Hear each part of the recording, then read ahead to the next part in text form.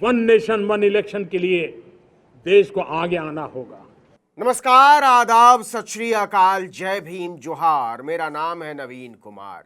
नरेंद्र मोदी की भाजपा महाराष्ट्र में चुनाव का सामना करने से भाग रही हो या फिर वजह कुछ और हो, लेकिन लाल किले से गुरुजी के इस सद्विचार के 24 घंटे के भीतर चुनाव आयोग ने इशारों इशारों में बोल दिया है कि यह संभव नहीं है। वन नेशन वन इलेक्शन हरगिज संभव नहीं है।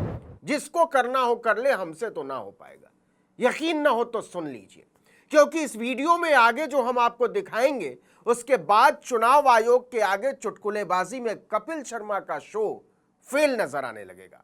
This is what we thought that we can handle as 2 elections at a time. सुना आपने, हम एक बार में 2 ही राज्यों के चुनाव करा सकते हैं। यह है मोदी के वन नेशन वन इलेक्शन की सोच का सच। और अगर यह सच नहीं है तो फिर महाराष्ट्र में चुनाव का सामना करने से कौन भाग रहा है? देखिए कि चुनाव आयोग ने राज्यों में विधानसभा चुनाव की घोषणा करने के लिए जब प्रेस कॉन्फ्रेंस बुलाई तो सबको यही लगा कि यह तीनों राज्यों में चुनाव को लेकर होगा, जम्मू कश्मीर, हरियाणा और महाराष्ट्र। हालांकि कुछ ही दिनों के बाद झारखंड के भी चुनाव कराने पड़ेंगे। इसमें से जम्मू कश्मीर की स्थिति अलग है। वहां 5 अगस्त 2019 को धारा 370 हटाए जाने के 1 साल पहले से ही कोई चुनी हुई सरकार नहीं है। लेकिन बाकी के दोनों राज्यों हरियाणा और महाराष्ट्र में 2019 में एक साथ ही चुनाव हुए थे।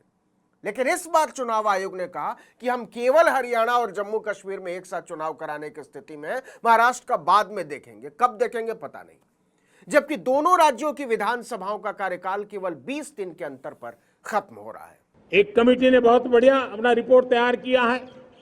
वन नेशन वन इलेक्शन के लिए देश को आगे आना होगा।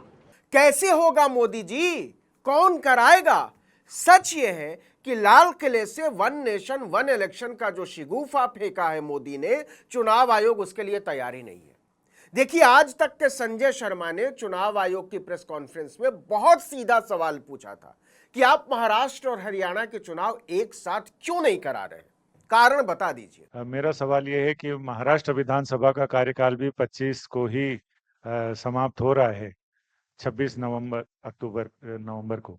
तो क्या वजह है कि इसके साथ ही चुनाव नहीं कराया जा रहा है? तो राजनीतिक हलकों में कहा जा रहा है कि ये कोई पॉलिटिकल कुछ ऐसा है। तो निर्वाचन आयोग क्या सोचता है इस बारे में? सवाल बड़ा सीधा था, क्योंकि एक दिन पहले ही मोदी ने वन नेशन वन इलेक्शन पर आगे बढ़ने की बात भी की थी। मतलब पूरे देश में हर राज्य के विधानसभा चुनाव और लोकसभा के चुनाव एक साथ। अब देखिए कि इस देश में 28 राज्य और 8 संघ शासित राज्य हैं, मतलब कुल 36। तो 3-4 राज्यों के विधानसभा चुनाव कराने में क्या दिक्कत है? आगे बताएंगे कि चुनाव आयोग की होशियारी कैसे पकड़ी गई। लेकिन पहले देखिए कि सवाल पूछते ही चीफ इलेक्शन कमिश्नर को कितनी मिर्ची लगी। ऐसे बिदक गए जैसे किसी ने सुई चुभो दी हो। बहुत आसान है ये कहना और आपका पूछना भी। Please give the mic to the person बहुत ही आसान है in पूछना। the blue shirt. I'll answer. इसके बाद इसी सवाल को थोड़ा अलग तरीके से न्यूज 18 के संवाददाता नीरज ने पूछा। जब एक साथ अवधि खत्म हो रही है, जैसे हरियाणा और महाराष्ट्र की एक साथ खत्म हो रही है, एक आगे पीछे थोड़ा एक ही महीने में, तो आपने बाद में घोषणा की है लेकिन मतगणना एक साथ की है। क्या ऐसी कोई संभावना महाराष्ट्र को लेकर इन दोनों चुनाव के साथ आने वाले वक्त में क्लब होने की है, या महाराष्ट्र और झारखंड के विधानसभा चुनाव अलग होंगे? सर, अब चीफ इलेक्शन कमिश्नर साहब हक्के बक्के थे, क्योंकि उन्हें भी अंदाजा नहीं था कि 4 जून के बाद केवल साहब नहीं बदल गए हैं, साहब के मीडिया को भी करवट लेनी पड़ रही है। खैर, जरा जवाब देने की अदा पर गौर कीजिए।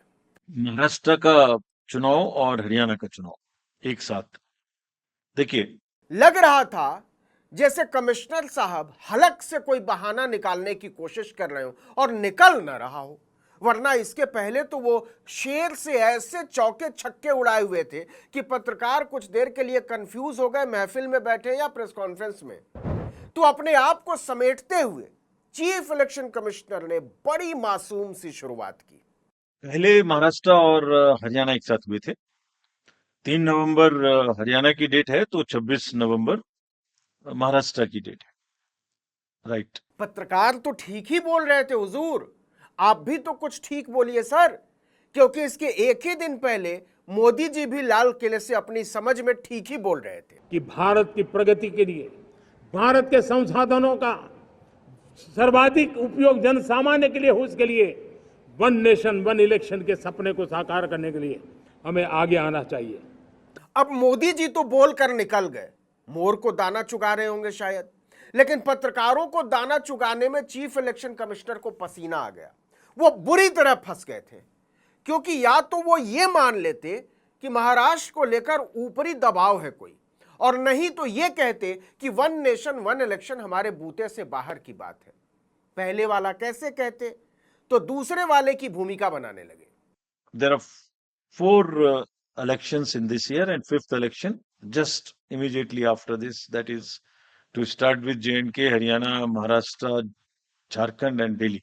अब जरा हरियाणा के साथ महाराष्ट्र में चुनाव न कराने के पीछे इलेक्शन कमीशन की मासूम इनोसेंट बहानेबाजी सुनिएगा, और कपिल शर्मा का सबसे हंसाने वाला शो भी याद कीजिएगा। आप बिना सोचे बोल देंगे कि चुनाव आयोग की कॉमेडी ज्यादा हिट है। Depending on the forces, requirement of forces, which is, as I said, which is in a higher tone in J&K. अच्छा, तो ये बात है, मतलब वन नेशन वन इलेक्शन तो हो ही नहीं सकता ना ऐसे। तो मोदी जी क्या बार बार भाषण ठेले जा रहे हैं? अब बहाना कहिए या कुछ और, लेकिन चुनाव आयोग ने साफ साफ कहा है कि हम दो राज्यों के चुनाव के साथ तीसरे राज्य का चुनाव नहीं करा सकते, तो नहीं करा सकते, बात खत्म। हमने दो चुनाव को एक साथ करने का निर्णय लिया, और फिर ऐसा नहीं कर सकते कि जब J&K अनाउंस करें और J&K चल रहा हो तो उसके बीच में दूसरा अनाउंस करें। लेकिन इसके बाद चुनाव आयोग चुटकुलेबाजी पर उतर आए। जरा ध्यान से सुनिएगा और अपनी हंसी दबा कर रखिएगा। और साथ ही साथ और भी बहुत सारे फैक्टर्स हैं। क्या फैक्टर्स हैं, फरमाएंगे हुजूर? वो फैक्टर्स क्या हैं? अभी महाराष्ट्र में बारिश भी थी, BLOs का वर्क करना बाकी है। हाँ, तो सुन लीजिए मोदी जी, आपके वन नेशन वन इलेक्शन के चोंचले में 24 घंटे के भीतर पलीता लगा दिया है चुनाव आयोग ने। बारिश के मौसम में चुनाव नहीं हो सकते, और केवल महाराष्ट्र में नहीं हो सकते, हरियाणा में तो बारिश हो नहीं रही। खैर, लगता है इलेक्शन कमीशन सोच कर आया था कि चुटकुलेबाजी में कपिल शर्मा शो को बंद करा देना है। आगे फरमाइए। और बहुत सारे फेस्टिवल्स भी हैं जिसको हमें शेड्यूल करने में देखना है। अच्छा, तो चुनाव आयोग वाले इलेक्शन शेड्यूल से पहले पोथी पत्रा पंचांग लेकर बैठने लगे हैं इन दिनों। जरा आगे सुनिएगा। Like Ganesh festival, Pitrupaksha, Navratri, Diwali. सुन लिया आपने, चुनाव आयोग पितृपक्ष, दिवाली, नवरात्रे में चुनाव नहीं करा सकता। और पितृपक्ष चलता कितने दिन है? पूरे 15 दिन। All that put together, this is what we thought that we can handle as two elections at a time. So therefore we decided to go this. Oh really? अब देखिए चुनाव आयोग ने कैसे अपनी ही पोल पट्टी खोल डाली, क्योंकि बात एक साथ चुनाव कराने की थी ही नहीं। बात तो यह थी कि आप एक साथ चुनाव की घोषणा क्यों नहीं कर रहे हैं। चुनाव तो 10 दिन आगे पीछे भी हो सकता था। और जहां तक रही पितृपक्ष, दिवाली, नवरात्रे में चुनाव कराने से हाथ खड़े करने की बात, तो ये सब तो हरियाणा वालों के लिए भी सही है सर जी। और जहां तक महाराष्ट्र का सवाल है, तो 2019 का शेड्यूल देख लीजिए और साथ में देख लीजिए हरियाणा का schedule, same to same date थी, डिट्टो। गौर कीजिए, दोनों तरफ देखिए स्क्रीन पर। नोटिफिकेशन डेट थी 27 सितंबर 2019, नामांकन की आखिरी तारीख थी 4 अक्टूबर 2019, वोटिंग 21 अक्टूबर 2019 को और गिनती हुई थी 24 अक्टूबर 2019 को।